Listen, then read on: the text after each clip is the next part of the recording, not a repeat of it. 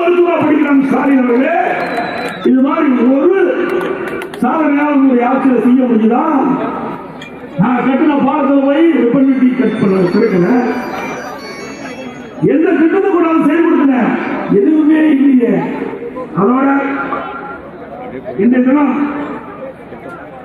போதைப் பொருள் எங்க பார்த்தாலும் கஞ்சா விற்காத இடமே இல்லை. தமிழ்நாடு முழுவதும் கஞ்சா விற்கின்ற போதைப் பொருள் விற்கின்ற ஒரு மாநிலமாக இன்றைக்கு மாறிவிட்டது. பல முறை சட்டமன்றத்தில் பேசுறேன், அறிக்கை செய்தி வெளியிட்ட தமிழ்நாட்டில் போதைப் பொருள் அதிகமாக இருக்கிறது. இளைஞர்கள், மாணவர்கள், பொதுமக்கள் இதை பயன்படுத்தி சீரழித்துக் கொண்டிருக்கின்றார்கள். இதை தடுத்து நிறுத்த வேண்டும் என்று சொன்னேன். இந்த அரசு கேட்கல. இன்று திமுகவை சேர்ந்த ஒரு நிர்வாகி, அயலக அணி அமைப்பாளர் ஜாபர் சாதிக் என்பவர் வெளிநாட்டுக்கு போதைப் பொருள் கடத்திட்டு போதைப் பொருள் தடுப்பு அதிகாரிகள் கண்டுபிடித்து 2000 கோடி மதிப்புள்ள போதைப் பொருளை பிடிச்சிருக்கிறாங்க. 3 ஆண்டுகளாக அவர் போதைப் பொருள் கடத்துவதாக அவருடைய விசாரணை தெரிய வருகிறது.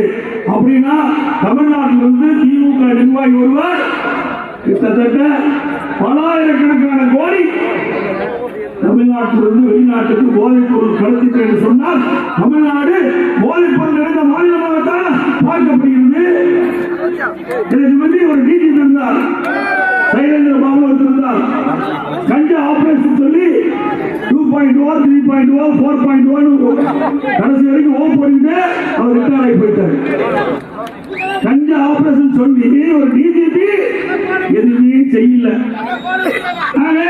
இப்படி சட்டம் அதிகமாக சீர்குலைந்து விட்டது.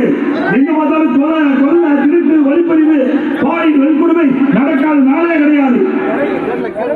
அப்படி எப்படி உங்களுடைய ஆட்சி மக்கள் விரும்புவாங்க? மக்கள் கொதிச்சு போயிருக்கிறாங்க. மக்கள் ஆட்சி இன்றைக்கு தமிழகத்தில் நடந்து கொண்டிருக்கிறது.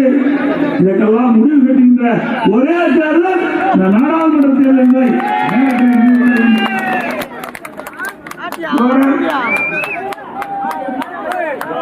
இன்றைக்கு ஆன்லைன் ரன்னில அந்த நிறுவனத்தை சேர்ந்தவரிடத்திலிருந்து தேர்தல் பத்திரம் 530 கோடிக்கு வாங்கிட்டார். 530 கோடிக்கு ஆன்லைன் ரம்மி நடத்துகின்ற நிறுவனர் அவரிடத்திலிருந்து 530 கோடி வாங்கியிருக்கிறீங்க. தேர்தல் பத்திரம் 656 கோடி வாங்கியிருக்கிறீங்க. திரு ஸ்டாலின் பேசுறாரு, இவர் என்ன யோகி மாதிரி மற்றவர்களெல்லாம் தேர்தல் பத்திரம் வாங்கிட்டாங்க. இதுக்கு என்ன பதில் சொல்றேன்? இங்க இருக்கிற மக்கள் கேட்கிறாங்க, நான் கேட்கல. 656 கோடி தேர்தல் பத்திரம் உங்களுக்கு கிடைத்திருக்குது. எந்த காரணத்திற்காக இவர்கள் இவ்வளவு கோடி கொடுப்பாங்க? 2021, 22, 23 3 ஆண்டுல பெரிய பெரிய தொழிலதிபர்கள் ஆன்லைன் ரம்மி நடத்துகின்ற, சூதாட்டம் நடத்துகின்றவர்கள் 530 கோடி திமுக கொடுத்திருக்கிறது சொன்னால் என்ன மர்மம் இருக்கின்றது? சிந்திச்சு பாருங்க. இவர் மற்றவரை பற்றி பேசிக் கொண்டிருக்கின்றார். தேர்தல் பத்திரத்தை பற்றி பேசுறார்.